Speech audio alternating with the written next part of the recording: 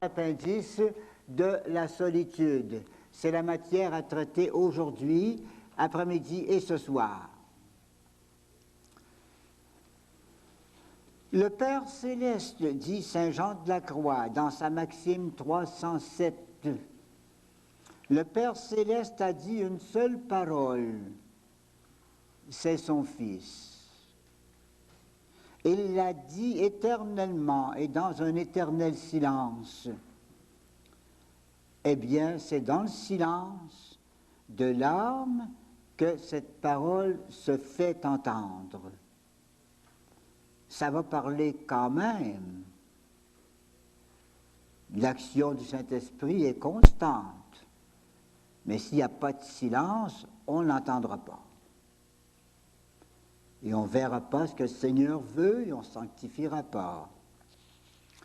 Dans la première phase de la vie spirituelle, c'est-à-dire aux 3 premières demeures, c'est le premier âge, ça. Dans ce premier âge, la première phase, le silence est nécessaire pour découvrir la présence de Dieu en nous, au moins de temps en temps.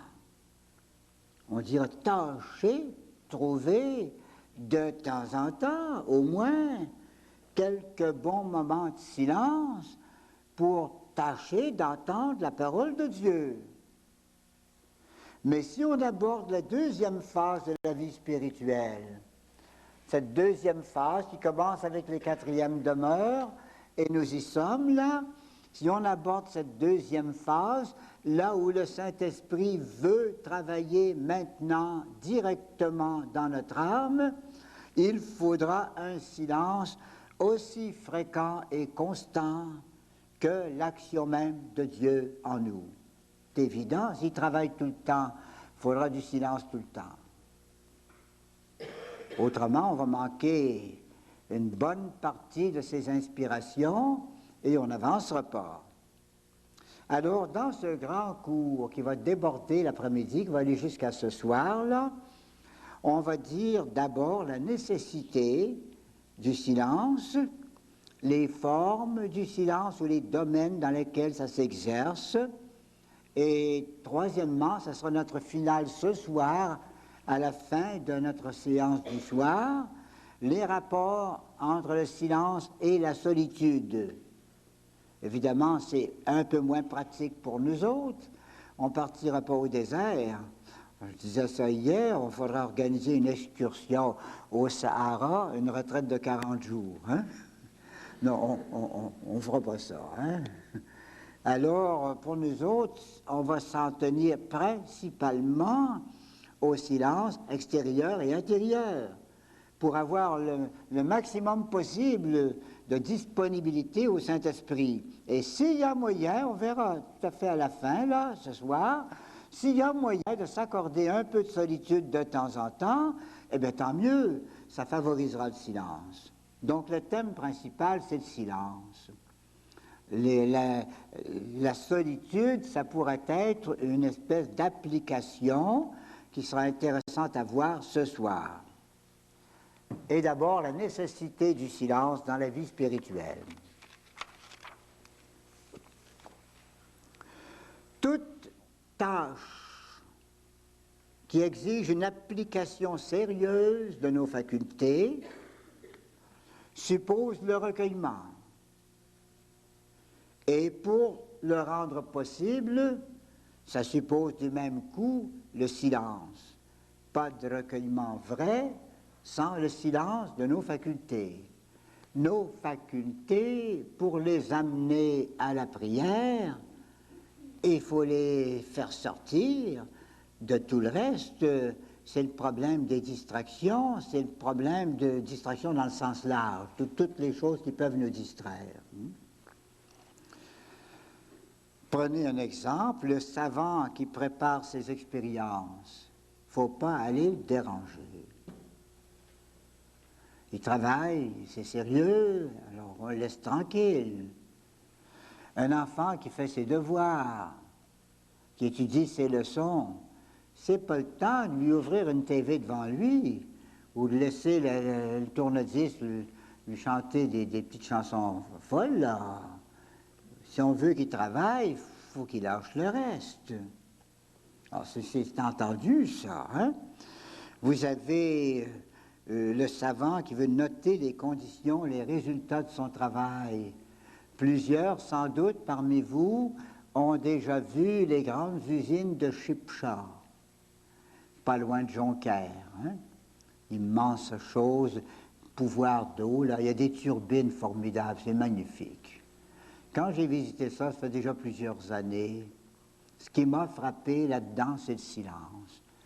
Une immense usine à perte de vue. On n'entend rien.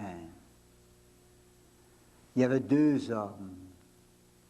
Un homme qui passait un petit peu partout, là, puis il y avait un guide qui nous parlait à voix basse. Et la machinerie, c'était à peine si on remarquait qu'il y avait de la machinerie là, les grandes turbines là. On suivait ça. Et dans un côté de la salle, on voyait une espèce de compartiment vitré dans lequel un homme était enfermé. Lui, il avait à contrôler tout un mur de cadrans, toute une rangée des rangées de cadrans. Il fallait qu'à toutes les heures, il marque quel degré marquait tel cadran, puis telle chose, ainsi de suite. Et pour ne pas le déranger, pour qu'il n'entende rien d'autre, que personne ne puisse l'approcher, on l'avait mis en cage. Une cage de verre. Et on pouvait expliquer du dehors, mais il ne faut pas le déranger. S'il était distrait, peut-être un cadran mal indiqué, peut-être que ça pourrait coûter des millions de dollars à la compagnie. Alors, il ne faut pas le déranger, c'est un travail sérieux.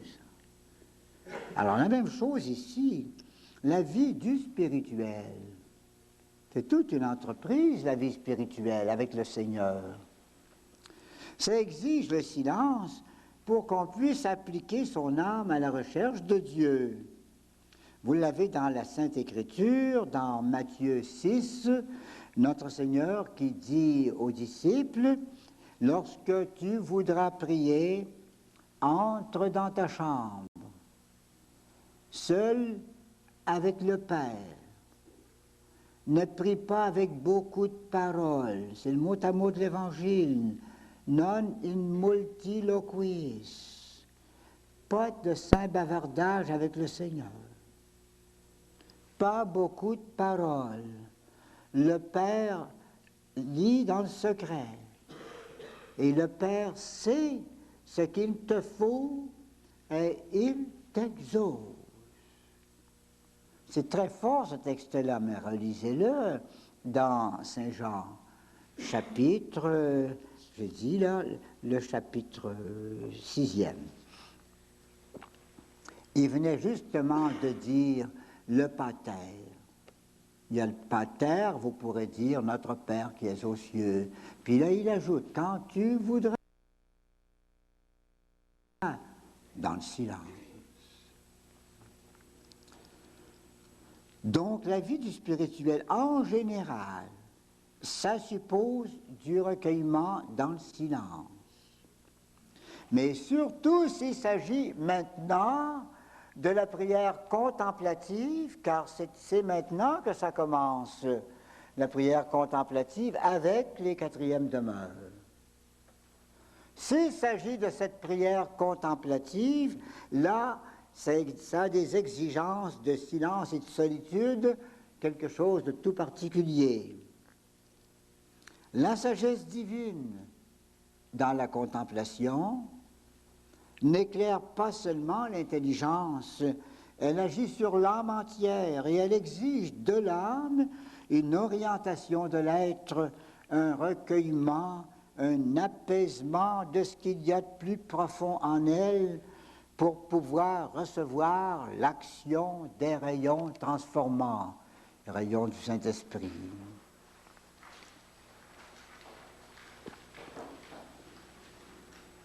Car le silence est une loi des opérations divines.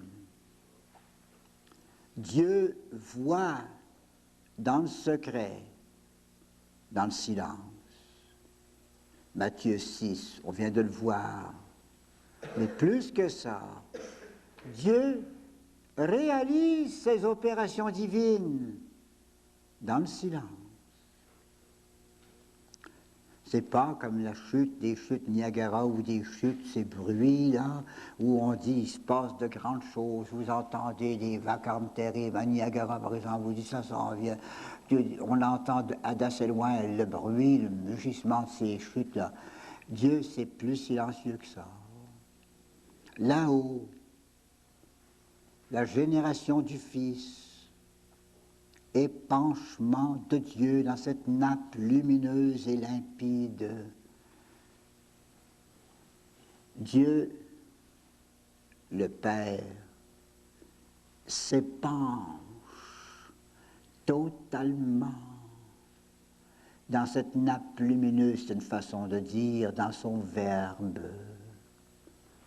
Le Verbe qui est son reflet, qui est son effet, qui est son fruit, le Verbe qui sort de la pensée du Père et qui se retrouve devant lui, le Verbe en qui le Père se revoit comme on se verra dans un miroir, et ce Verbe qui fait l'admiration de son Père, qui lui dit « Ô mon Fils, aujourd'hui, l'Éternel aujourd'hui, je t'engendre. » Eh bien, il n'y a pas un tapage de mots là, il y a un mot.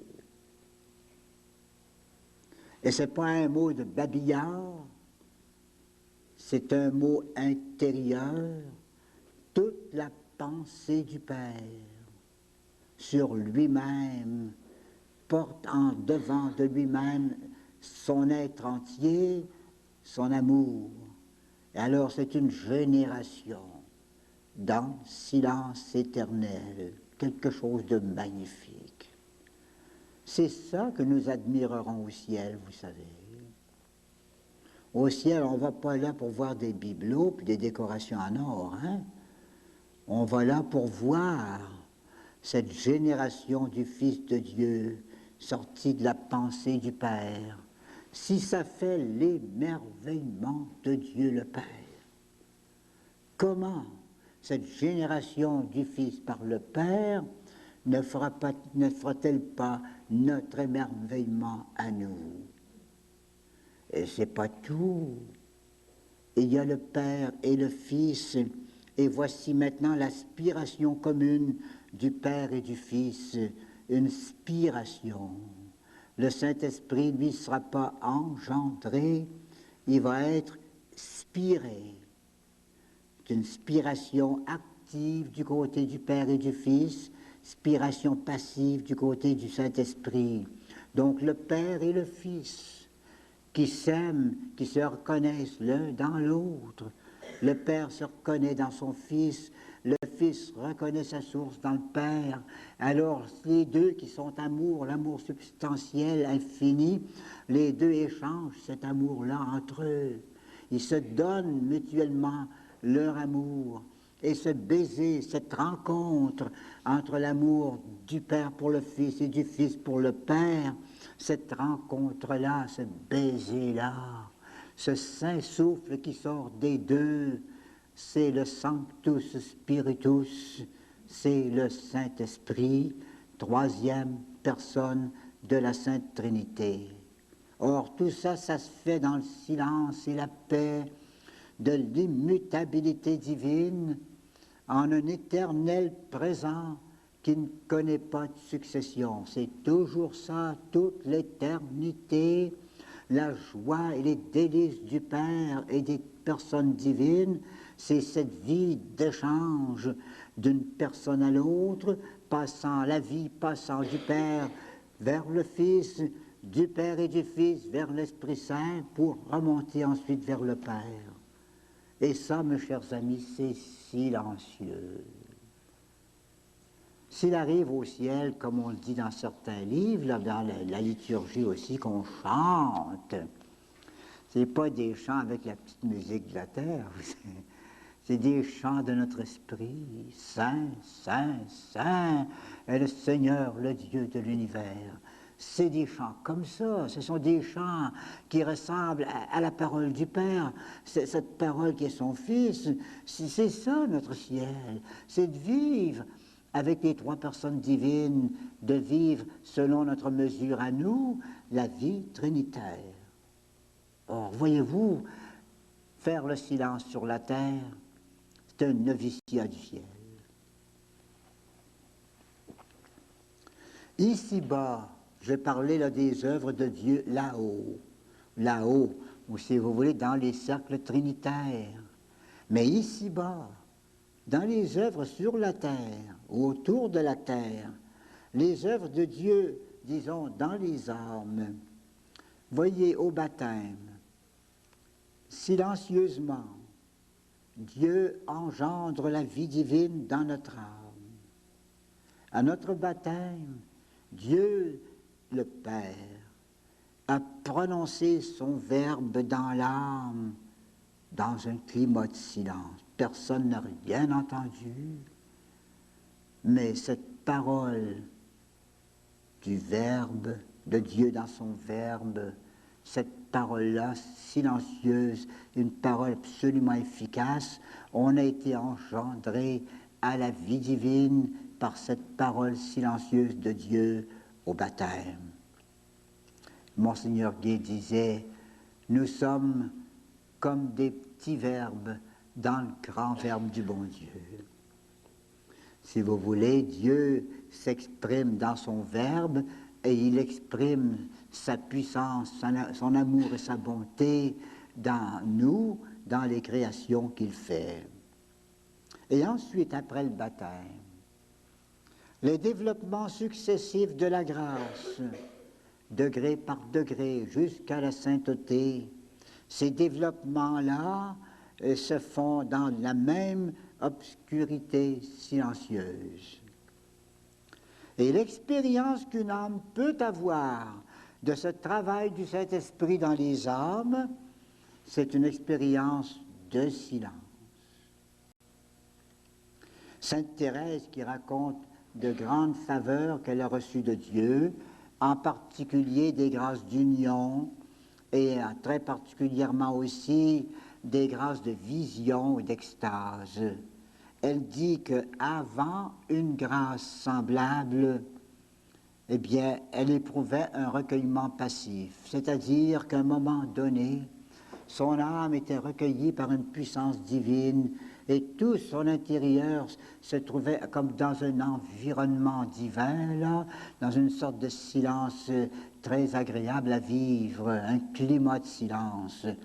Et puis alors arrivait la grâce particulière, soit une simple parole, soit une simple grâce de contemplation. Et puis après la grâce passée, il y avait comme une traînée de silence encore. La grâce finie, là, elle pouvait en avoir pour une demi-heure, une demi-journée peut-être, de beau silence, là, pour savourer la faveur qu'elle venait de recevoir du Seigneur. Vous voyez alors, une grâce est enveloppée d'un climat de silence avant, pendant et après. Saint Jean de la Croix, dans le livre du Cantique spirituel, strophes 13 et 14, il y a 40 strophes. Hein? Saint Jean de la Croix nous fait beaucoup de beaux symboles d'explications qui aident ça. Des variétés de symboles qui traduisent l'onction spirituelle, qui traduisent le silence suave dans lequel la touche de Dieu a plongé l'âme. Pour Saint Jean de la Croix, silence et Dieu semblent s'identifier. Il pourrait dire, par exemple, j'ai reçu une belle grâce de silence. Sous-entendu, c'était plein de Dieu. Ou bien il dira, j'ai reçu une belle rencontre avec le Seigneur. Sous-entendu, ça se faisait dans le silence. Pour lui, c'est l'un dans l'autre, comme quelqu'un, par exemple, qui au temps des fêtes va dire « J'ai reçu un beau cadeau ». Évidemment, il est enveloppé, le cadeau. Et un autre qui dira « J'ai reçu un beau paquet ».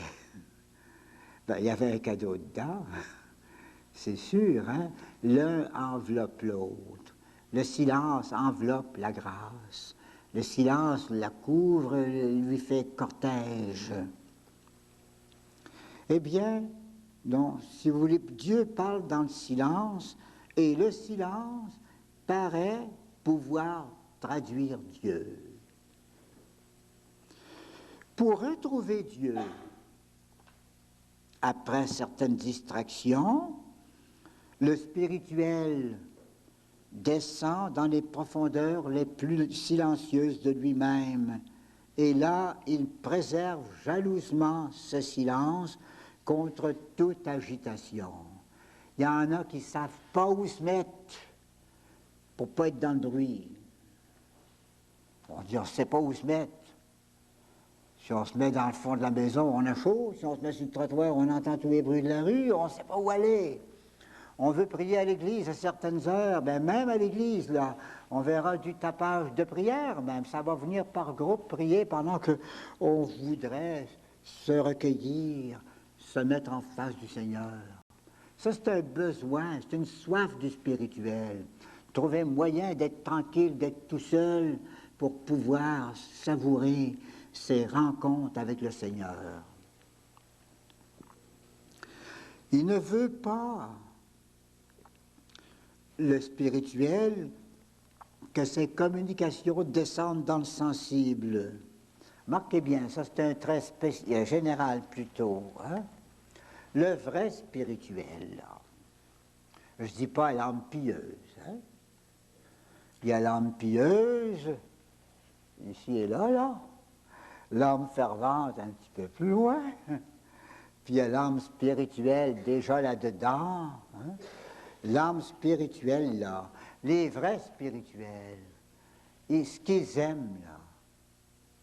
Puis je le dis une fois pour longtemps, parce que ça va revenir dans tous les autres cours jusqu'à la fin, ils voudraient donc que ces grâces soient vraiment intérieures.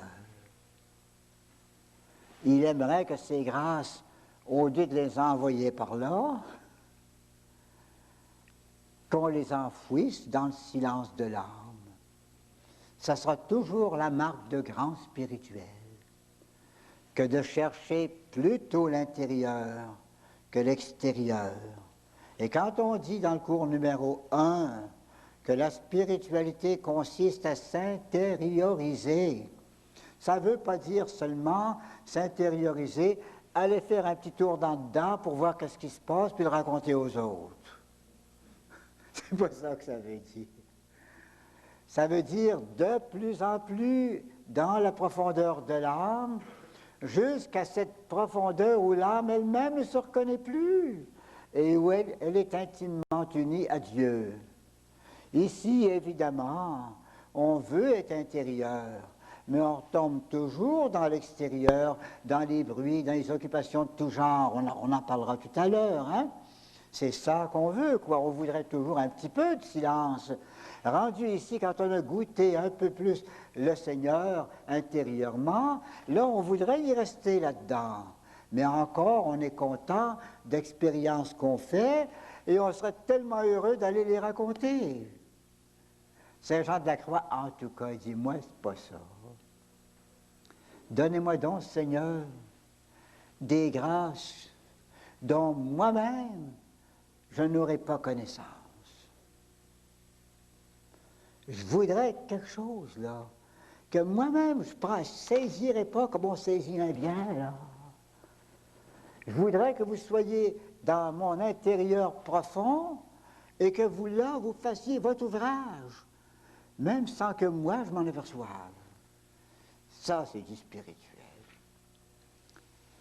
On n'arrive pas du premier coup.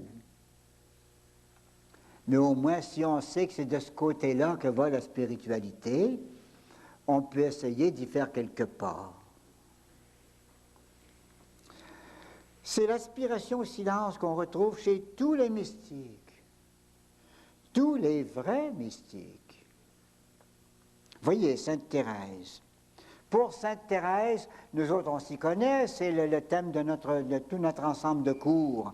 Pour Sainte Thérèse, elle a vu 7 demeures. Hein? Elle a vu ça en vision d'abord, puis elle l'a expérimenté dans sa vie. Sainte Thérèse se dit, il y a 7 demeures, et le mouvement de vie spirituelle, c'est un mouvement qui va aller vers le dedans, donc qui va fuir le bruit du dehors. Donc c'est le mouvement de Sainte Thérèse, ça. 7 demeures avec l'union au centre. Tolaire, un mystique du fin du Moyen Âge, pour lui, il appelle le silence, il considère le silence comme un vouloir foncier, plus profond que les facultés actives. Je veux expliquer ce mot-là. Vouloir foncier, qu'est-ce que c'est que ça? Vous savez, nous avons une faculté du vouloir. Hein? Elle est ici. Ça, c'est le vouloir faculté, vouloir élicité. La psychologie connaît ça, l'autre ne le connaît pas. Mais on aime beaucoup ce vouloir foncier. On dit, je veux connaître et je veux le bien. Je veux le vrai, c'est mon intelligence qui me le donnera. J'espère le rencontrer. Je veux le bien, c'est ma volonté. Et le bien, je le veux. C'est quelque chose, ma volonté? Je veux. Je fais des actes de volonté. On voit ça chez les tout petits enfants, hein? 3 ans et demi, 4 ans, là, la petite crise, quand ils tapent du pied, puis ils disent « veux pas! Veux pas! Non! » D'autres disent « veux! » Moi, veux! Hein? Ça, c'est le vouloir de volonté. C'est les premiers coups d'aile de la volonté, quand ça sort. Hein? Des petits coups d'aile secs, hein? Et puis d'autres personnes, ben, c'est plus enveloppé un peu, mais ça, c'est ce qu'on appelle le vouloir élicité, ou le vouloir de faculté, une faculté pour vouloir.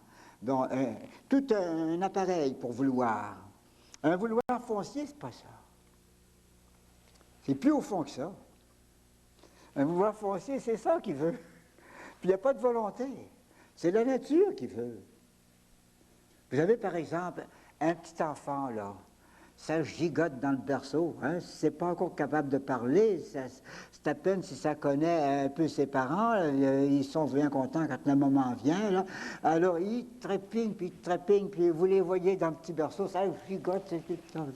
Et on voit vivre ces enfants-là, puis on dit, ça veut vivre, hein? Ça veut. C'est pas un acte de volonté, ça. Vous avez encore des enfants qui jouent, qui courent, on dit laissez-la faire. Ces jeunesses-là, à un certain âge, même si ça fait un peu de bruit dans la maison, laissez-les courir, en tout cas. On les arrête de temps en temps. Mais on dit donnez-leur des chances, qu'ils courent un peu, puis qu'ils sautent un peu. Ça veut vivre, ça. Ça veut grandir. Puis c'est comme ça que ça grandit. Puis par contre, vous voyez des personnes malades, ces malades étiolés, là, c'est rendu au bout, il reste presque plus de santé, là. Et puis ils veulent mourir. Tu veux pas faire la volonté de Dieu? Oui, je veux faire la volonté de Dieu, mais je veux pas mourir. Voyez-vous les deux, là? Je veux faire la volonté de Dieu, ça c'est la volonté qui veut s'unir à la volonté de Dieu.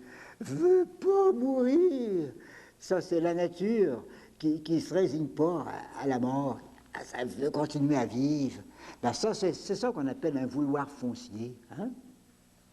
Eh bien, Tolaire dit que le silence chez les spirituels, c'est un vouloir foncier.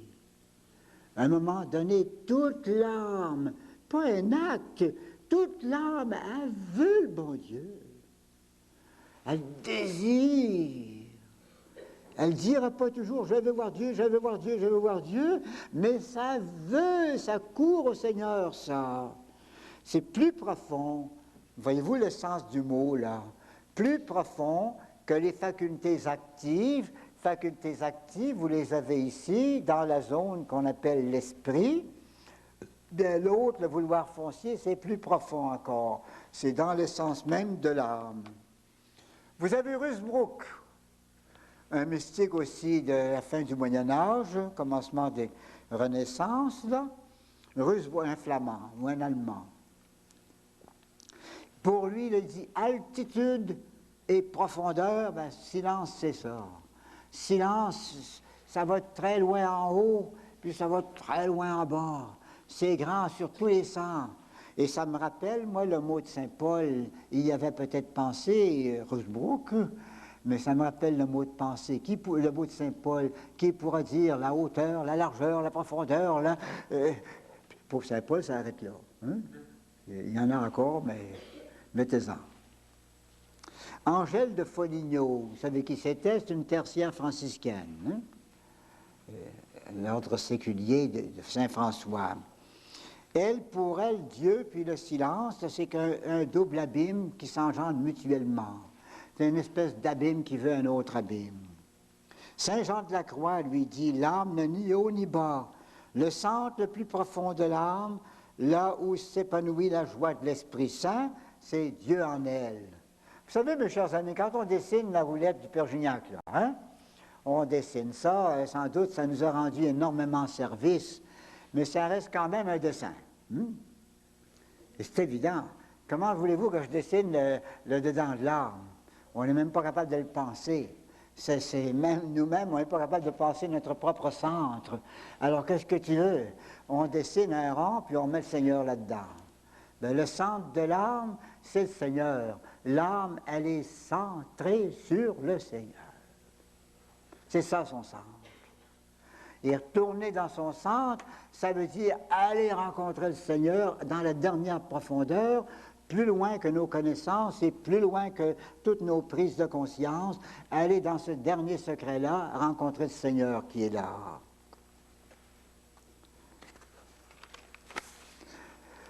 J'aborde quelque chose de très beau qu'on rencontre dans la Bible. Vous avez certainement lu ça, l'histoire du prophète Élie. Le prophète Élie, c'était au temps de Akab et de Jézabel dans la Sainte Écriture, là. Élie, c'était, vous le savez, un ermite qui vivait sur le mont Carmel, puis un des grands prophètes.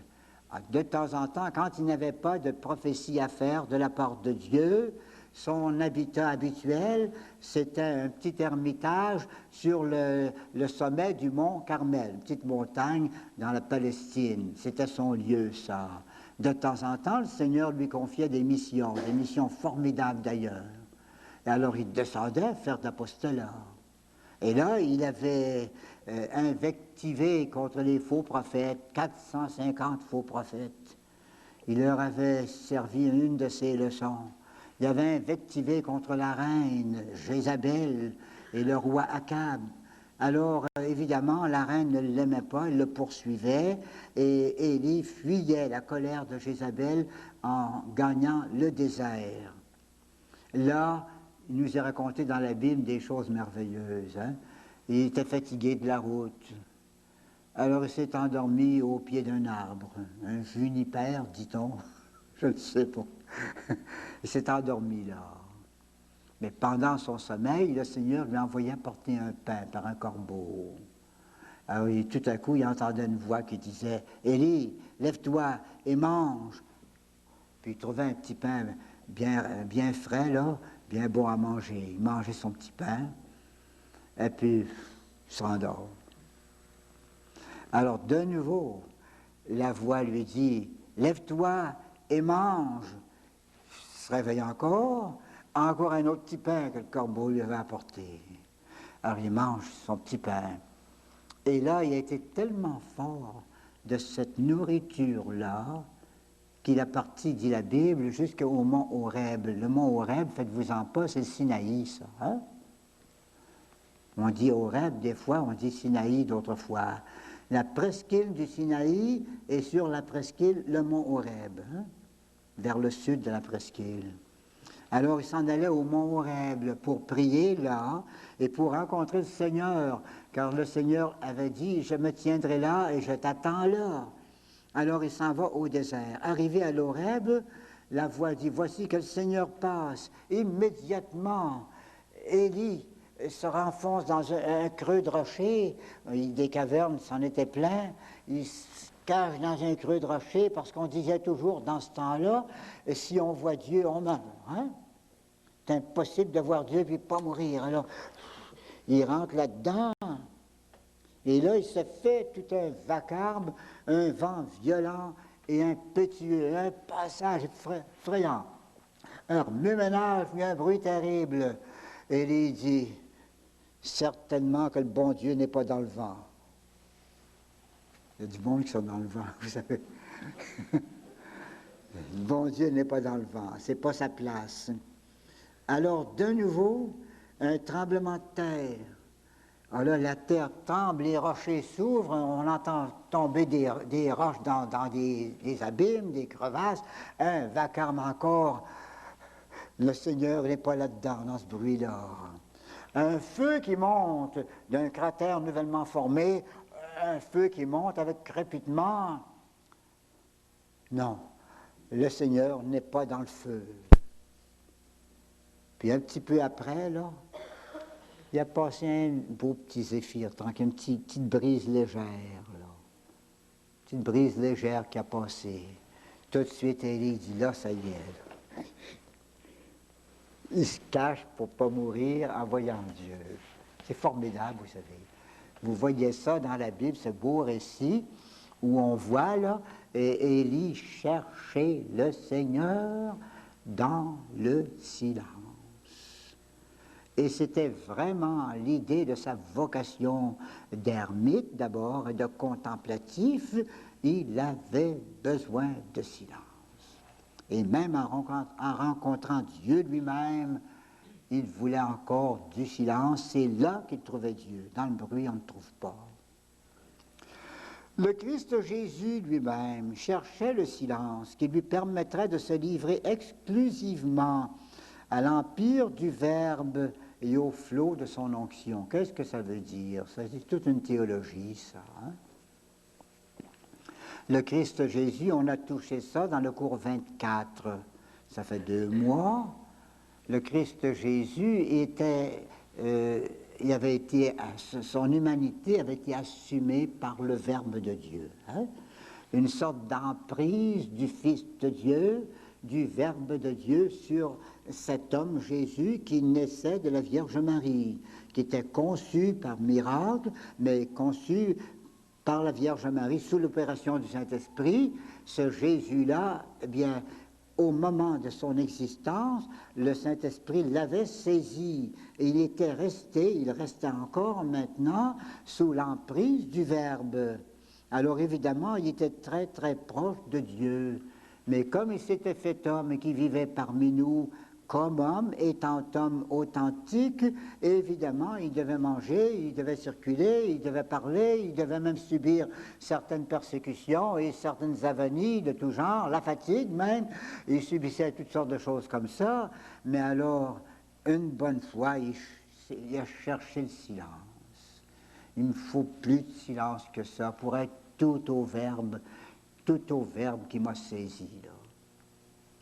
Alors vous avez ces 30 ans de Nazareth. Vous savez, c'était pas tapageur à Nazareth, dans la petite maison de la Sainte Vierge. On n'avait pas de TV, on n'avait pas de radio, on n'avait pas de petits romans, alors, hein?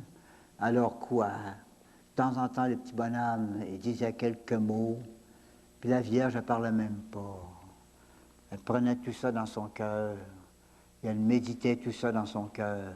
C'était donc très, très silencieux. Puis Joseph, pauvre Joseph, quel homme discret.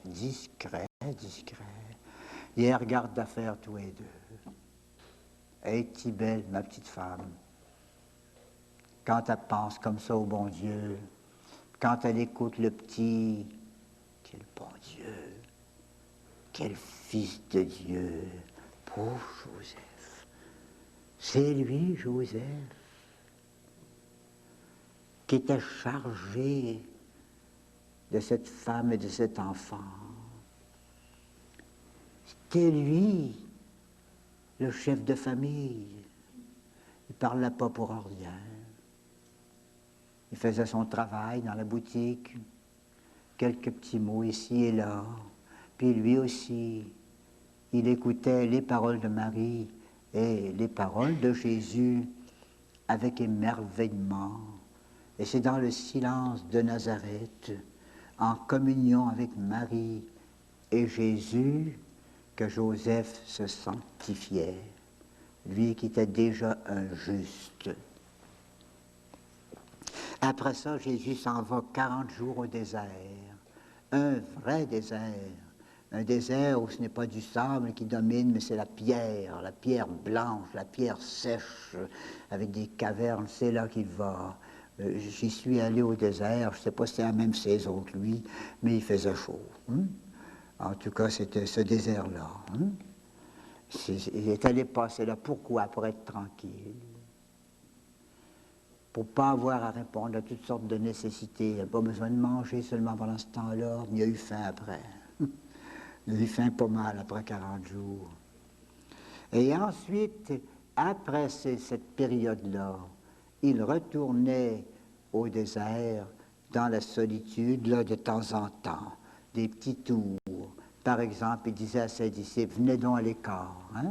On a travaillé fort aujourd'hui, on a eu beaucoup de malades, on a eu beaucoup de gens qui sont venus nous trouver, on a donné du pain à tout ce monde-là. Mon Dieu, quel travail, quelle affaire.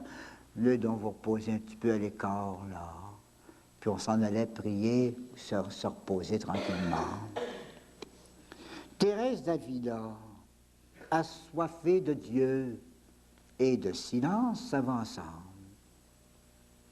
À l'incarnation, ça veut dire dans son couvent de l'incarnation. L'incarnation, c'est le grand couvent où elle est entrée jeune religieuse, toute jeune là. Et là, elle souffrait parce qu'on n'avait pas assez de clôture et de silence. Il y avait trop de parloirs et beaucoup de bavardage, même à l'intérieur de la communauté. Alors Thérèse d'Avila n'était pas à l'aise là-dedans. Et avec un petit groupe de sœurs, elle a voulu organiser un petit couvent silencieux. C'est la première idée de sa fondation, Sainte Thérèse. Le couvent de Saint-Joseph, un couvent silencieux pour avoir la paix qu'on ne peut pas trouver dans le grand couvent de l'Incarnation. Alors, dans la même ville, mais en pleine ville cette fois-ci, elle s'est faite un petit désert, une maison silencieuse où il n'y avait à peu près pas de parloir et des récréations très discrètes. Il y en avait, mais très peu. Donc, ce qu'elle veut, c'est le désert en pleine ville. Son monastère est pauvre, il n'y a pas à s'amuser. La clôture est rigoureuse, le cloître complet. Il y a du travail en cellule. Pourquoi en cellule? Pour que les sœurs ne se mettent pas en ouvroir, là, à travailler tout en parlant tout ensemble. Travaillez seuls dans vos chambres.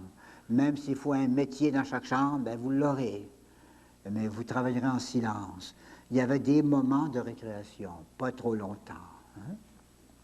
Il y avait aussi, même plus que ça, dans la cour, de petits ermitages, des petites cabanes, où des sœurs pouvaient avoir la permission d'aller passer une semaine, même 15 jours, tout seul là-dedans.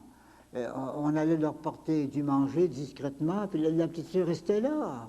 Donc silencieusement, en vrai silence. Et même dans ces voyages, en charrette, là, des charrettes qui ressemblaient à ce qu'on voit dans les films des westerns, hein?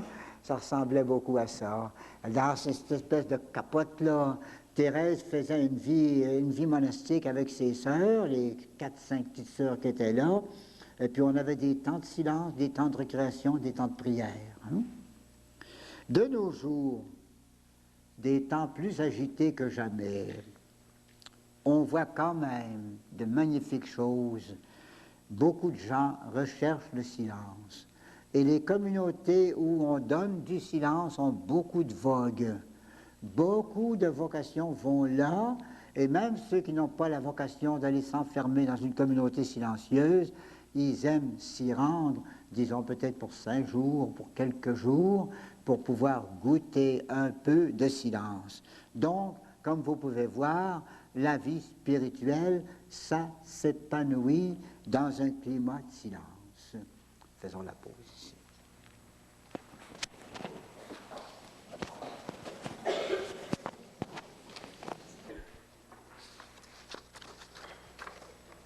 Hey. Nous abordons maintenant le côté pratique, les formes du silence. Il y aura le silence extérieur de la langue et de l'action. Silence du parler, puis silence du travail. On va d'abord prendre le silence du parler, là. C'est le sens ordinaire du mot. Après ça, le travail, silence activité naturelle de l'activité naturelle. Et après souper, ce sera le silence intérieur. Silence extérieur de la langue. Et c'est le sens ordinaire du mot silence. Ordinairement, quand on veut dire silence, ça veut dire silérer, pas parler. Hein? On arrête le courant. Alors, c'est le sens ordinaire du mot. Parlez pas. Comme on avait un directeur de chant au Scholastica à Ottawa autrefois, il nous exorçait puis il disait « Taisez-vous, puis chantez. »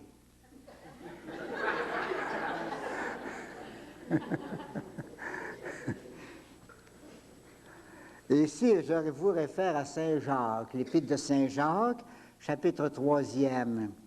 Saint Jacques dit « Si quelqu'un ne pêche pas en parole, c'est un homme parfait, capable dès lors de réfréner le corps tout entier. » Quand on est capable de se taire, on est capable d'arrêter d'autres choses aussi, d'autres misères. Hein? Pourquoi? Je sais qu'il y a tant de péchés qui viennent de la parole. Une parole mal contrôlée, c'est pas sur vos feuilles, mais ça peut faire 7 sortes de péchés. Je vais essayer de me les rappeler, là.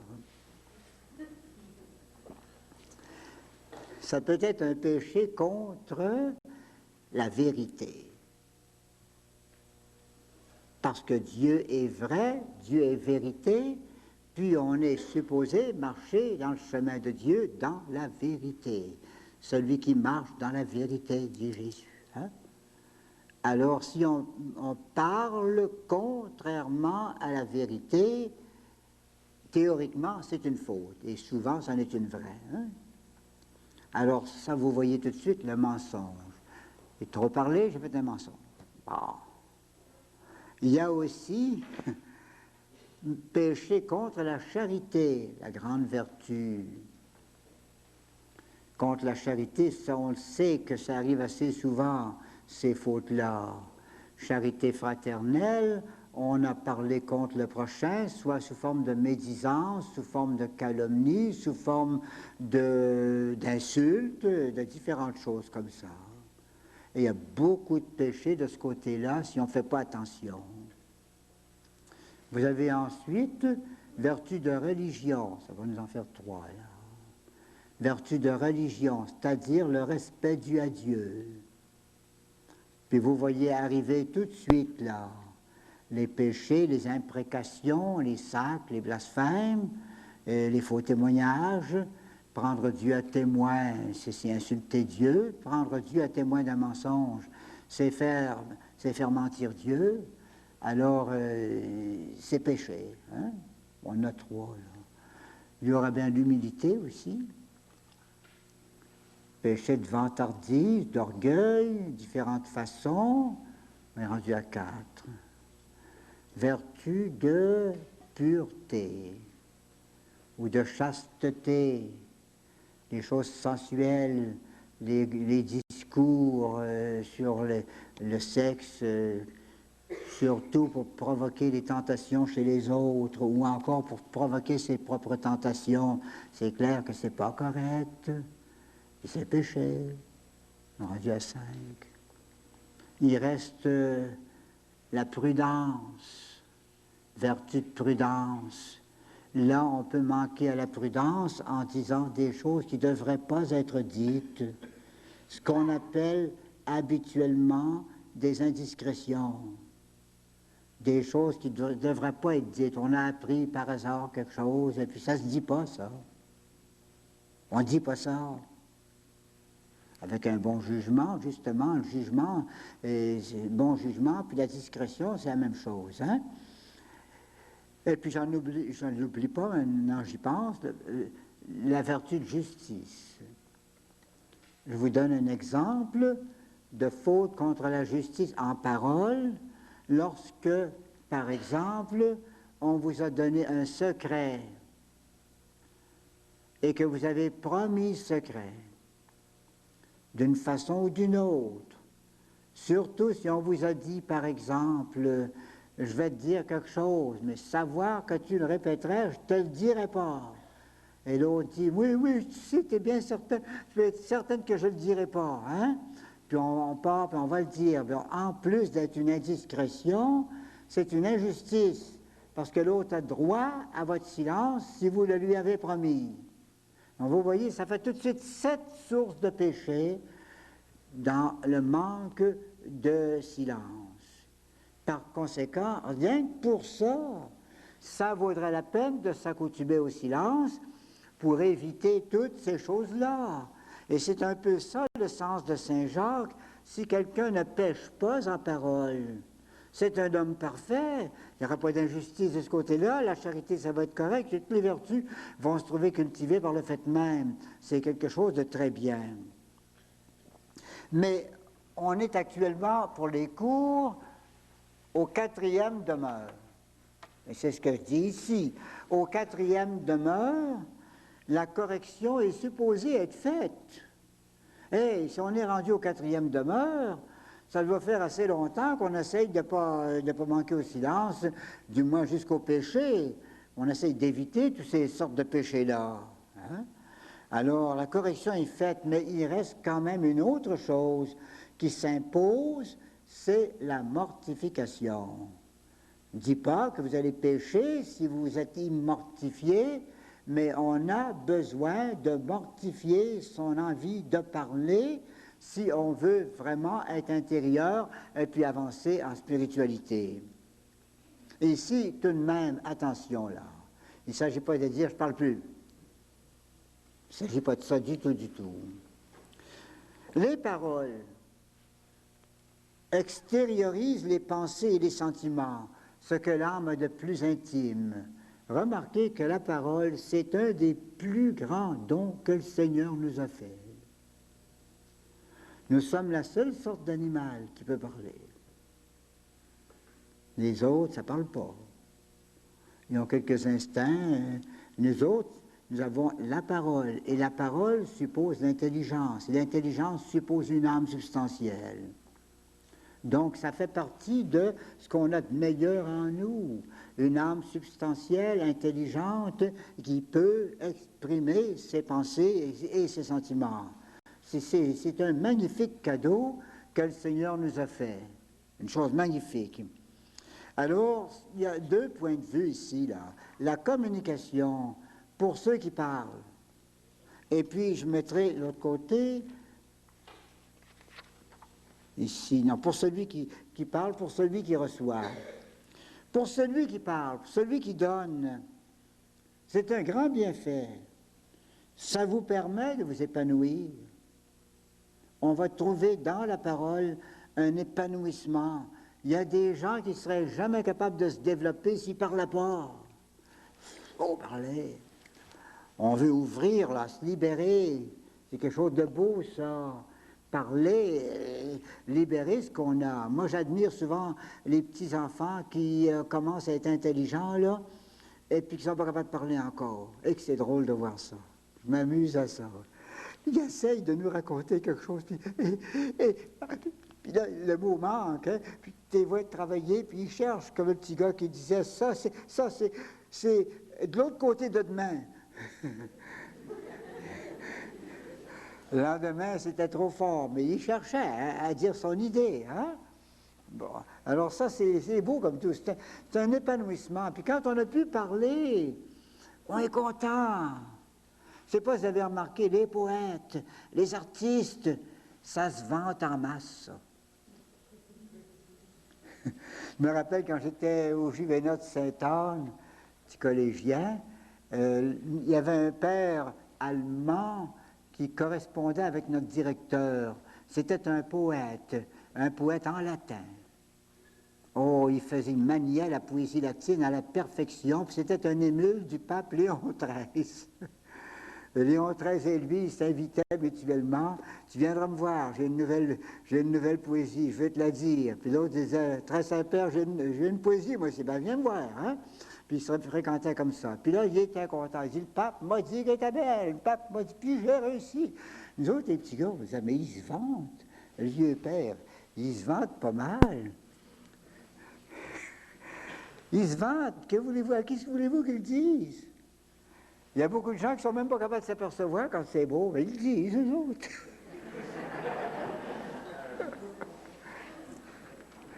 C'est comme ça que vous pouvez comprendre les artistes comme un Beethoven, par exemple. Beethoven, hey, là, remarquez-moi, je fais quelque chose de beau. Vous êtes capable de vous en apercevoir? Pas capable, non? Alors, tu es content de s'exprimer. Hein? En général, on trouve ça dans les psaumes. Eructavit cormium verbum bonum. Mon cœur vient de, excusez le mot, mais de roter un magnifique poème. le mot du psaume. Il paraît qu'il faudrait trouver une nuance. Hein? Ça veut dire, là, j'ai trouvé un fameux beau poème, puis je vais le dire au roi, mon poème. Alors, vous avez ça dans les psaumes. Quand on a quelque chose de beau caché en dedans, puis qu'on trouve moyen de le sortir, ben, c'est épanouissant, ça. Qui l'a dit, enfin? Il y a des gens qui souffrent parce qu'ils ne parlent pas. Hein? Pas capables de parler, puis ça reste renfrogné, il n'y a rien qui sort. Ces gens-là, ils voudraient, au fond, parler. Ils ont rage de parler. Je sais bien, moi, quand j'étais petit gars, j'étais gêné. J'aurais donc voulu monter sur la scène, et puis... yes. Au collège, ça ne marchait pas, du moins les premières années. Hein? Après, ça a marché un peu mieux. Mais je me reprenais chez nous. J'avais des petits frères et des petites sœurs, ben, je montais des pièces. Faut que ça sorte. Non, c'est un épanouissement, vous savez. On trouve à s'épanouir quand on sort quelque chose. Et remarquez, là, c'est comme le bon Dieu, ça. Quand le Père, là, il engendre son Fils, comment voulez-vous qu'il ne soit pas fier? Tu es mon Fils, je t'engendre, tu sors de moi. Oh, mon Fils, la fierté de Dieu, parce qu'il a un bon fruit, c'est magnifique, ça. Alors, vous voyez, c'est quand même un fameux don, la parole, hein? Pour celui qui donne, c'est un épanouissement. Ça peut être une force, s'affirmer, puis répéter son idée. Oui, je te le dis, je vais le faire telle chose. Il faut que je fasse telle chose. Franchement, ça c'est beau à faire, hein? N'est-ce pas? Oui, on va le faire. Puis vous mettez ensemble, puis vous fortifiez votre idée. C'est une force, parler, ça. Il y en a qui ne sont jamais capables de faire quelque chose s'ils ne l'ont pas dit à quelqu'un. Écoute, en secret, là, on va te dire quelque chose. Correct? Qu'est-ce que tu en penses? Oh, oui, fort! C'est encore une joie, hein? Bon. Pour celui qui reçoit, ça dépend. Il y a des fois que c'est bien assommant. Mais normalement, là, hein? Normalement, dans le plan du bon Dieu, là, pour celui qui reçoit, ben, qu'est-ce que ça vous donne que les autres vous parlent? Ça vous donne les deux choses les plus précieuses au monde. La vérité puis l'amour. Par la parole, vous êtes capable de communiquer aux autres la vérité, le grand don de la vérité, voir clair. Puis vous êtes capable de donner aux autres tout ce que donne l'amour, leur dire que vous les aimez, que vous les estimez, que vous êtes content d'être avec eux autres, s'il y a quelque chose de beau dans la vie. C'est ça, hein? On dit, on rencontre quelqu'un, mon Dieu, que je suis content de te voir. C'est beau, ça. Alors, c'est quelque chose de beau. Normalement, la parole n'a pas été donnée pour qu'on ne parle pas. Ça nous est donné pour qu'on communique et qu'on reçoive les communications des autres. Ces échanges-là, des deux côtés, sont la base de la vie sociale, la base de l'éducation, c'est comme ça qu'on éduque, et la base du progrès en tout, même dans la foi. Car il a été dit dans Saint Paul, la foi vient de ce que les autres ont parlé. Ça vient de la prédication de la parole, la foi. Donc vous voyez les bienfaits qui peuvent sortir de la parole si vraiment on fait comme il faut. C'est l'excès qui est nuisible. Et souvent, il y a excès. On parle trop ou on parle mal. Alors, on parle mal, ça va être péché souvent, ou on parle trop, ça va être une espèce d'extériorisation excessive, là. L'expression, ça veut dire pour ceux qui parlent, ça met à nu les profondeurs de l'âme, les secrets du roi. C'est bon de les garder. Un instant, la profondeur a disparu. Il y a des gens qui n'ont pas de profondeur. Ils disent tout. J'ai voyagé souvent en autobus, hein. Certaines lignes surtout, là. On entend les bavardages de personnes autour de nous autres, en arrière, toutes sortes de raconteurs. Je vais vous dire, ma chère, vous savez, sa petite fille à elle, là, est enceinte. Mon Dieu. Ah, pauvre frère, c'est-tu vrai comme ça qu'il est enceinte? Toute l'affaire, il va. Puis comment est-ce qu'il prend ça, le papa? Hein? Toute l'affaire. Et puis, il vous placote des affaires. Mon Dieu Seigneur. Il n'y a pas de secret, tout ça. Hein? C'est pas, comment je dirais ça, non? Pas décent, c'est indécent. Il y a des choses qu'il faut cacher. On cache les secrets de son corps. Il y en a qui ne les cachent pas.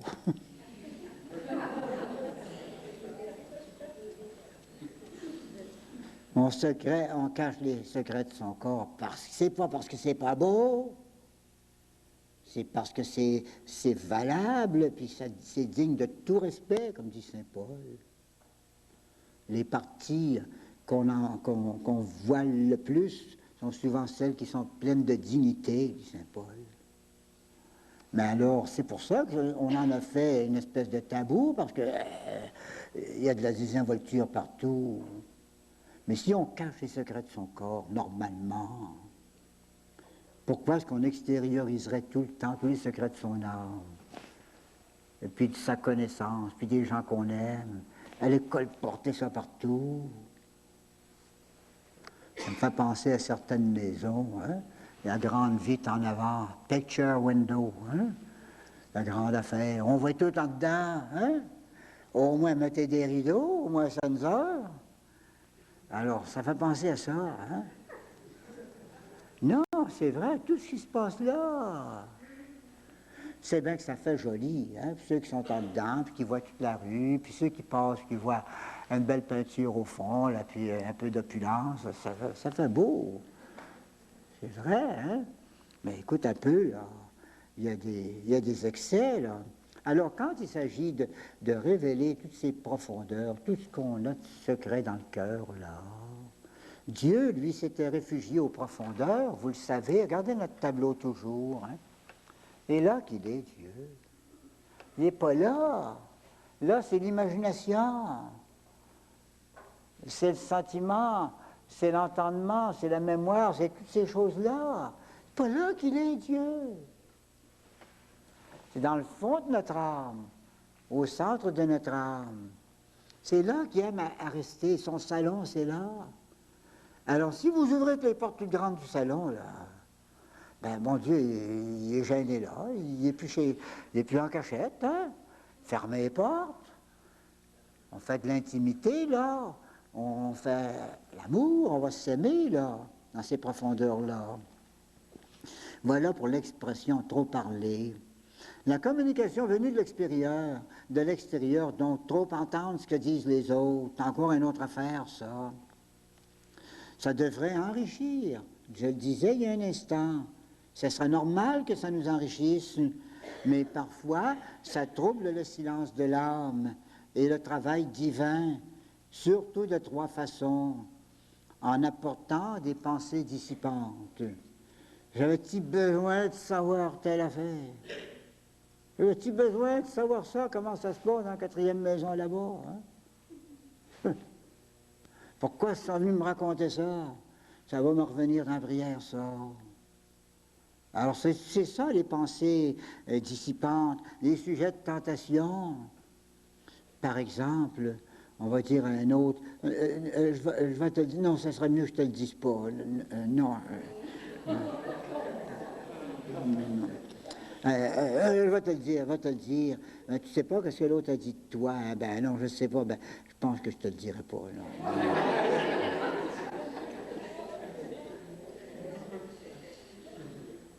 Sujet de tentation, hein? C'est de la jalousie.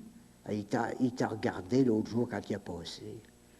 Ma femme, j'ai trouvé qu'il t'avait regardé pas mal quand il a passé. Hein? Ah, il y a la jalousie qui arrive, là.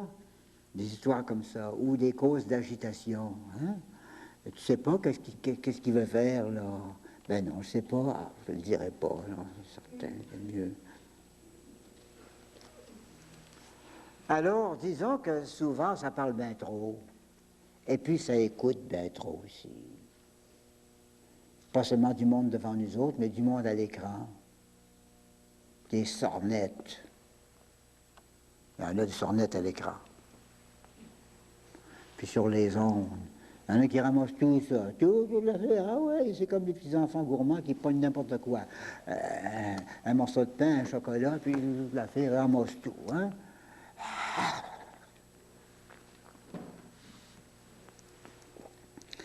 Les conversations, c'est bon. C'est une des choses les plus belles du monde. Une conversation bien tenue, cultivée, là où il y a échange de pensées, échange de paroles, échange d'affection. C'est beau, mais souvent c'est pas ça, c'est du bavardage. L'âme est avertie par un malaise. Petite Thérèse, l'enfant Jésus, a regretté d'avoir dit son secret sur le sourire de Marie. Vous savez que la Vierge lui a souri, la Vierge du sourire. Thérèse, l'enfant Jésus, avait dit toute seule, je ne le dirai pas, c'est trop bon ça. Je garde ça pour le fond de mon cœur. Mais sa sœur s'en est aperçue, elle dit, il s'est passé de quoi? T'es guéri, comment ça se fait? Puis la statue était là, puis t'avais l'air curieux, t'es guéri, tu vas me parler, tu vas me parler, tu vas me parler. Ben, je vais te le dire à toi tout seul, tu sais. Hein? Oui, c'est bon. Alors l'autre est partie, est allée au couvent, elle l'a dit à Marie, la plus vieille, qui est ta sœur. Elle dit, c'est secret, Marie, tu sais. Hein? Pas dire ça, hein? Marie l'a dit à Pauline. Hein? Puis finalement, ils l'ont dit à toute cousine. Puis finalement, ben mon Dieu, tout le parloir était là. Quand elle est venue, Thérèse est allée voir ses sœurs au parloir. Toute la communauté était là. Hein?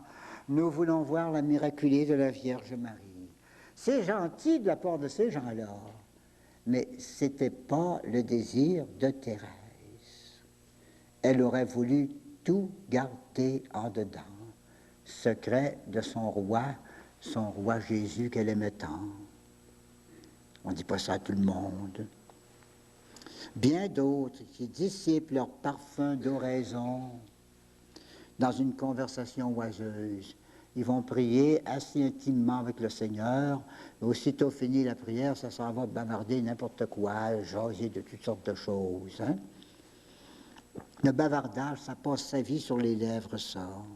On n'a plus de temps ni de goût pour penser, pour se recueillir et pour vivre en profondeur. Le bavard, agitant tout autour de lui, est dangereux pour les autres. Remarquez quand même que même dans les entretiens, les conversations, même longues, mais réglées et imposées par le devoir d'État, c'est pas toujours du bavardage. On peut faire une direction spirituelle d'1 heure et ça ne sera pas du bavardage. Puis on peut faire une conversation d'1 demi-heure, ça va être du grand bavardage. Hein? Bavardage quand on n'a rien à dire, qu'on dit tout. On parle pour dire quelque chose, puis on ne passe pas de message. Hein? Le spirituel, si vraiment il a quitté Dieu pour parler de façon normale, il va retrouver Dieu qui l'attendait. Il paraît que la sœur, pas la sœur, la madame Conchita du Mexique, là, une mère de famille qui était de la plus haute mystique, hein? Et puis sa famille ne l'a jamais su, ni son mari, ni ses enfants. Et un jour, elle était en conversation intime avec notre Seigneur dans sa chambre, et la grande fille a frappé délicatement en disant « Maman, c'est le dîner. »« Ah oui, oui, oui, je vais y aller. » Elle a laissé notre Seigneur pour aller dîner avec sa famille, et quand elle est revenue, Jésus l'attendait. Ça, c'était correct. Son dîner, la conversation, c'était dans le plan du Seigneur. C'était pas du bavardage, même si on se taquine un peu, c'est bon, ça. Hein? La famille, c'est un devoir de vie de famille. Très bien, ça va très bien avec le Seigneur. On peut parler à son père spirituel, à son journal intime, mais quand même si on peut le faire et que parfois ça doit être long, quand même, c'est bon d'y aller avec modération. C'est comme ça qu'un Français, ça fait 1 an ou 2 que j'ai vu ça, il écrivait une longue lettre à un de ses amis. Il disait, mon cher ami, à la fin de la lettre, il dit, excuse-moi, j'avais pas le temps de t'écrire brièvement.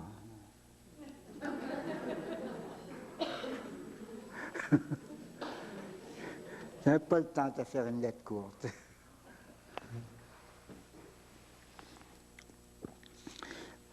Avec Dieu aussi, non in multiloquiis. Puisque vous l'avez en latin, il faut faire une correction. C'est pas quies, c'est quiis, c'est 2 i de suite. Hein?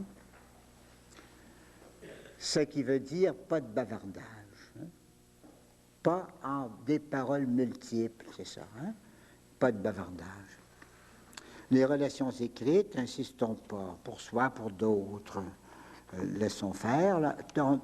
Passons tout de suite à l'apostolat.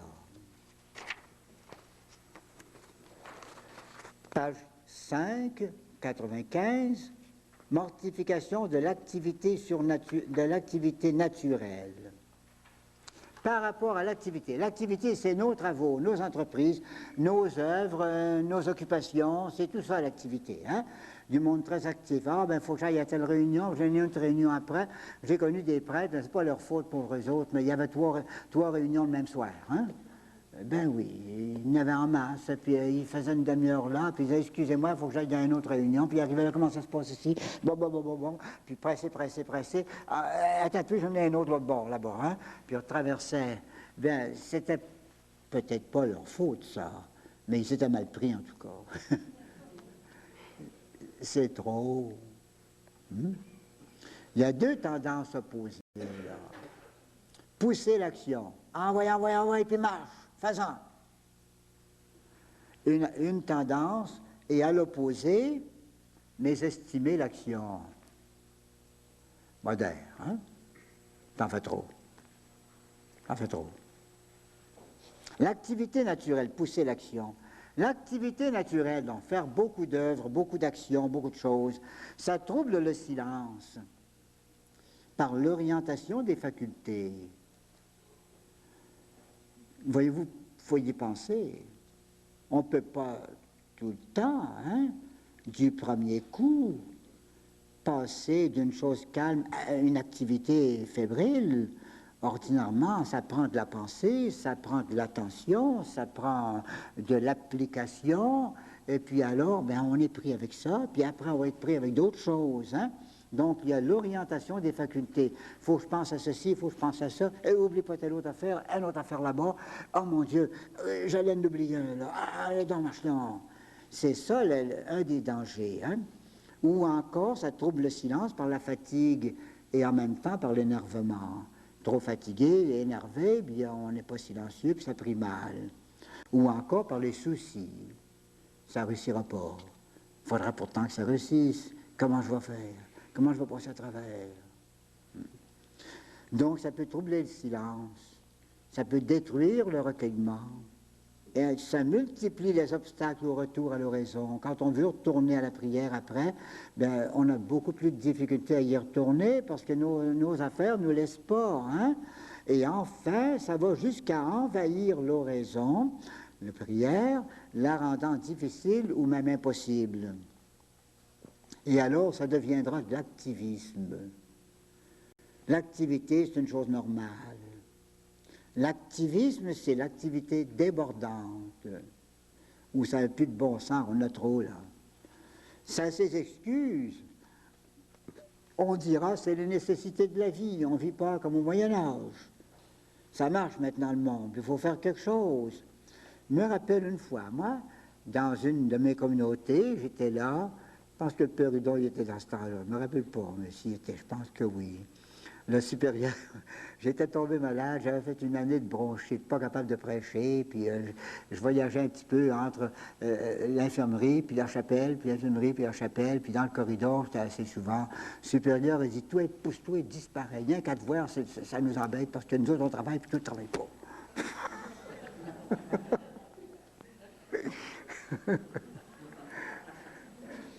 Donc, si vous voulez, c'est une affaire de climat, hein? C'est une affaire de climat, une nécessité de la vie. Nous autres, ça marche dans notre temps. Faut marcher. Hein? Les devoirs d'État urgents, il faut que j'arrive. L'ambiance, ça c'était l'ambiance dans mon cas. Hein? Les joies de l'action, on dirait, j'arrêterai bien, mais c'est trop bon de travailler. Faut que j'ai ça. Ou encore les sécheresses dans la prière. Combien je prierai? C'est trop sec. Alors je fais d'autres choses. Ou encore la pitié des âmes. On a ses excuses, et puis on se dira, c'est pour ça que je ne travaille pas beaucoup. Hein? Mais alors, c'est quand même de l'activisme. Et l'activisme devient une tendance et même une erreur. Erreur pratique et parfois même erreur spéculative.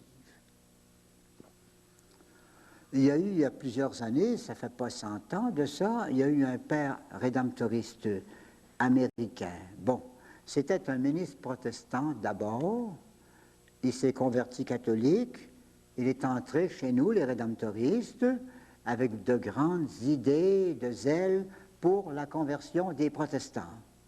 Or, dans nos communautés aux États-Unis, ça commençait à peine dans ce temps-là, là.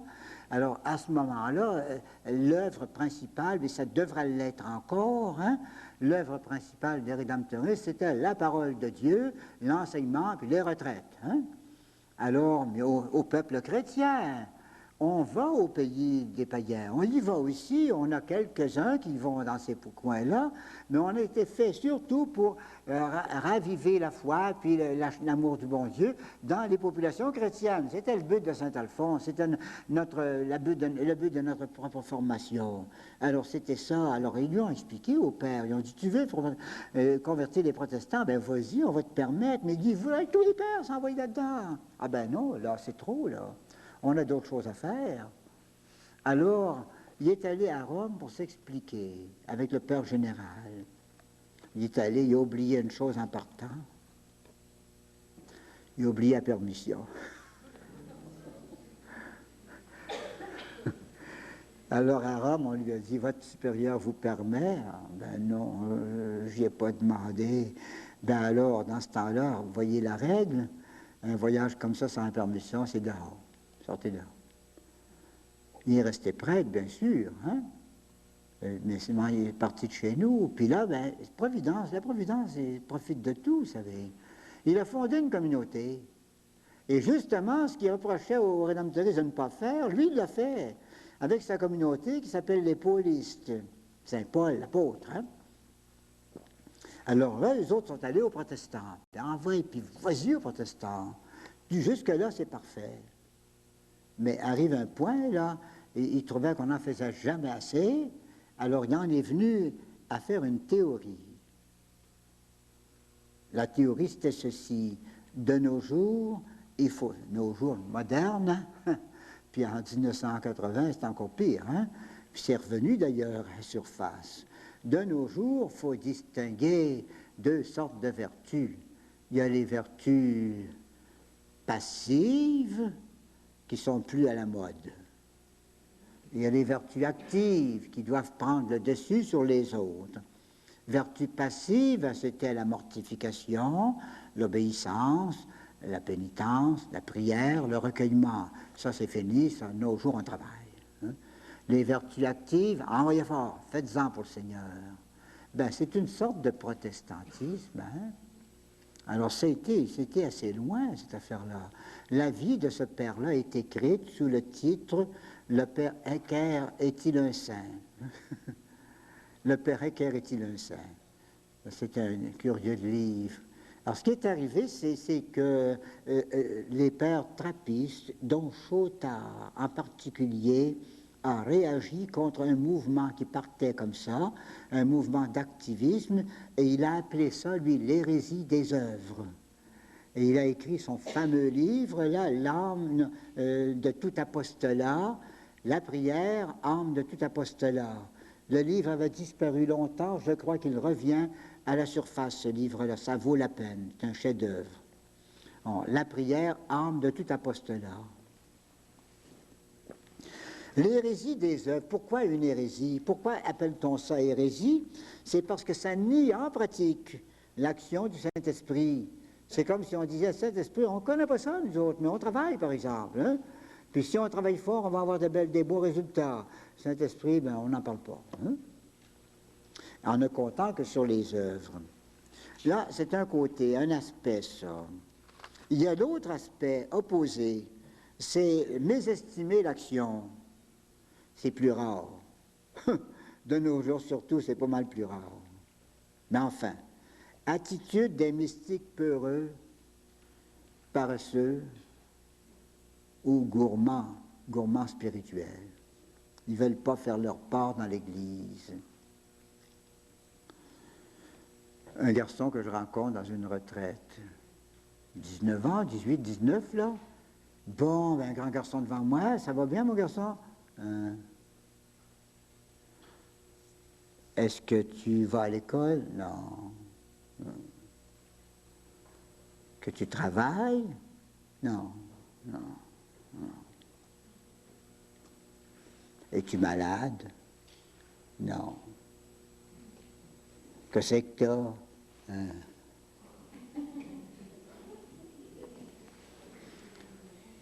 J'ai dit, t'es mal pris, il faudrait prier. Est-ce que tu pries? Il dit, je crée bien que je prie. Comment tu pries? Prie une douzaine d'heures par jour. Je lui ai dit, qu'est-ce qui va te faire vivre? Il y a toujours du monde pour nous faire vivre. Puis toi, ton avenir, hein? Mon avenir, tu peux continuer à prier, ça va bien comme ça. Hein? Puis si tout le monde fait comme toi, vous êtes bien avancé, hein? Oh! Et il s'est décidé d'aller à l'école, finir ses études. Ça, c'est mystique peureux, mystique gourmand. Hein? Il faut faire sa part dans l'Église. Voyez-vous des beaux principes ici, là. Un premier principe. Dieu, c'est un acte par définition. La définition philosophique de Dieu, Dieu, c'est l'acte pur. Dieu est tout acte. C'est pas cessation d'acte. Les opérations de sa vie trinitaire ne nuisent pas au débordement de sa vie dans le monde. Un autre principe, la charité est comme Dieu, contemplative et agissante. Diffusive d'elle-même, la charité, elle manifeste sa vitalité par sa prière, ses sacrifices, et aussi par son activité.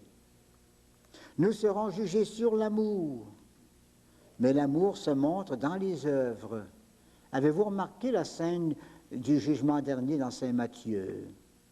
En ce temps-là, le Fils de l'homme descendra dans la vallée et se tournant vers les bons que les anges auront placés à sa droite, il leur dira, « Venez les bénis de mon Père, car j'ai eu faim, vous m'avez donné à manger une œuvre. J'ai eu soif, vous m'avez donné à boire une œuvre. J'étais pauvre, vous êtes venus à mon secours, une œuvre. J'étais misérable, malade, en prison. Vous êtes venu me visiter une œuvre, les œuvres qu'on appelle les œuvres de miséricorde spirituelle et corporelle. Hein?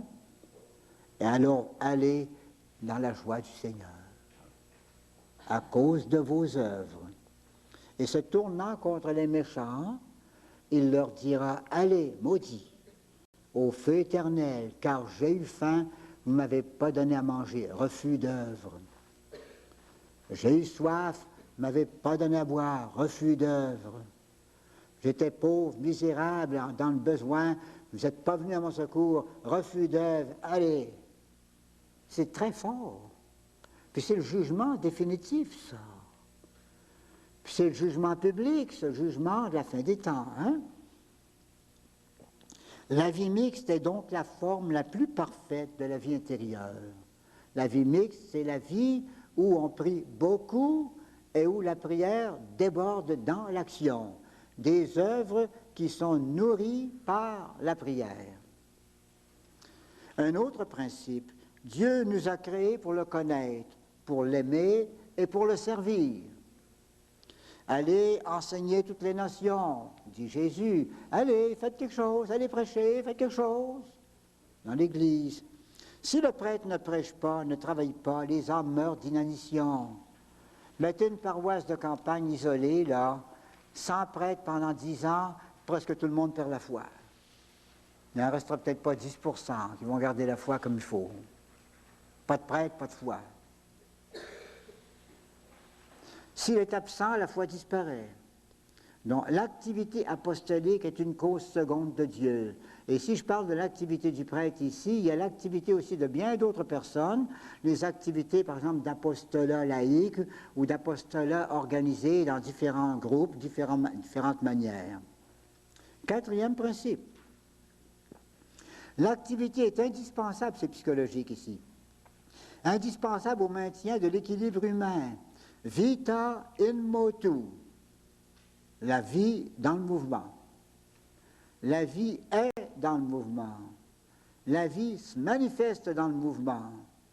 La vie a besoin de mouvement. La vie dans le mouvement. La joie, la santé, l'équilibre se trouvent dans une activité modérée proportionnée à nos forces. Brider nos énergies serait s'exposer à des désordres psychologiques et à une rupture d'équilibre, dangereux pour l'équilibre. Les énergies qui s'accumulent débordent bientôt la volonté, et en attendant que la vie s'atrophie, soumettent le corps et l'âme à la force devenue brutale et tyrannique des instincts exacerbés. Tentations incontrôlables. Il y a des tentations qui seraient contrôlables si on avait un peu plus d'activité. Et si on est trop tout seul, c'est incontrôlable. Comme au désert, dans le temps de Saint-Antoine-Abbé, c'est épouvantable. 100 ans au désert, il est mort à 120 ans. Ben, quand il y avait des tentations, il y en avait des superbes. Il n'y avait rien pour arrêter ça. Nous autres, si on a une tentation, on prend son chapeau et on sort dehors. Ou bien on téléphone à quelqu'un, ou bien on invite quelqu'un, puis on s'occupe de quelque chose. Hein? Mais s'il n'y a pas moyen, là, les tentations, ça grossit tout le temps, puis il n'y a pas de dérivation, de diversion pour ôter ça, c'est ennuyeux. Hein? Cinquièmement, le contemplatif vit en communauté. Qu'il prenne sa part des tâches. Je ne parle pas seulement des communautés religieuses, là, mais des communautés familiales, communautés paroissiales, et ainsi de suite. Hein? Même si on le libérait, il a besoin de la diversion qu'assurent les œuvres pour le développement de sa contemplation. Sainte Thérèse, portée au recueillement, oui, un peu trop portée aux extases. Hein? Elle dit, il faut travailler, autrement je vais trop faire d'extase. Hein? Il y en a, c'est tout le contraire. Aussitôt qu'ils viennent, ils voient que ça vient proche. Ah ouais, je lave là, l'extase. Hein? C'est pas ça du tout, du tout.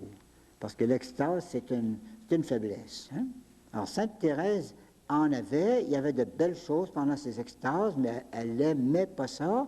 Et elle se disait, je vais travailler un peu, je serai moins pris comme ça. Des hommes sensibles, pour ne pas s'attarder au quatrième demeure dans les douceurs, ont besoin d'action.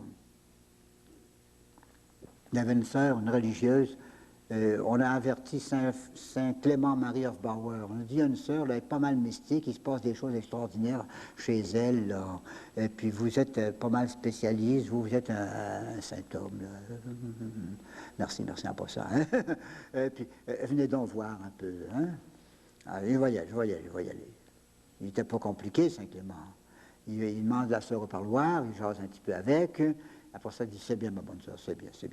Bon, puis là, il demande à la supérieure, il dit, cette sœur-là, il dit, faites-la coucher dans une chambre, la fenêtre ouverte, puis donnez-lui du steak.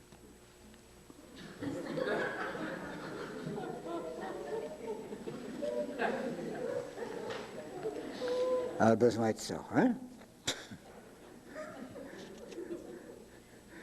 Thérèse de l'Enfant Jésus recommandait les œuvres.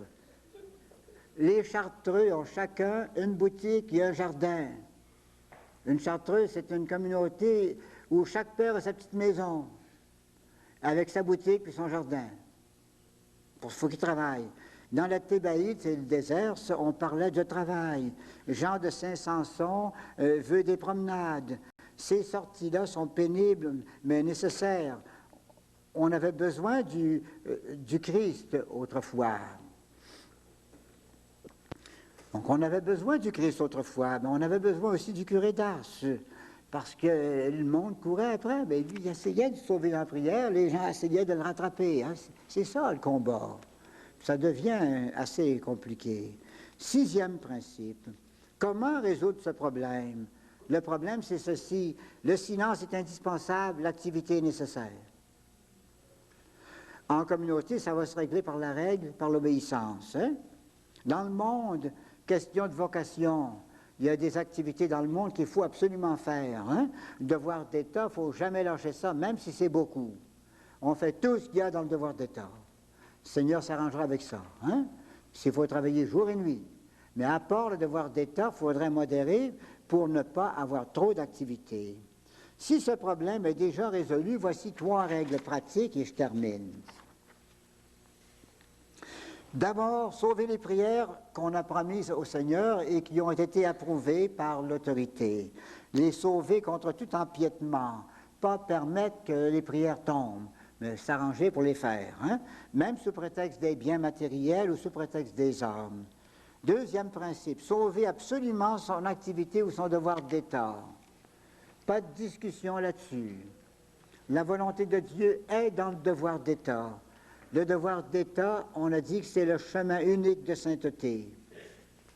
Et pour plusieurs personnes, c'était absolument vrai. 3e principe, 3e règle. Cette activité qu'on fait, la faire avec Dieu, la faire sans fièvre. Vous savez, moi, j'ai un petit proverbe. On invente un de temps en temps. Hein? Mon petit proverbe, c'est ceci. Dépêchez-vous pas, ça presse.